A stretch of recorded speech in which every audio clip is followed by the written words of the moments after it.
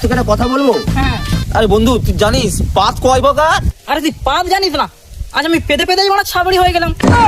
আচ্ছা বলতো তাহলে পাত কয় প্রকার? পাত হলো 5 প্রকার। আমি তো জানি একটাই পাত, ফুসপাত, যেটা পাতলে প্রচুর গ্যাস। শোন তাহলে, 1 দুম পাত, যার গন্ধ কম কিন্তু আওয়াজ বিশাল। 2 ঢক পাত, এ পাদের গন্ধ কম হলে কি হবে কিন্তু মজা আছে পাতে। পাতটা সেকেন্ডে 3 বার বাড়ায়, এটিএম ডিউকের মতো ঢুক ঢুক ঢুক।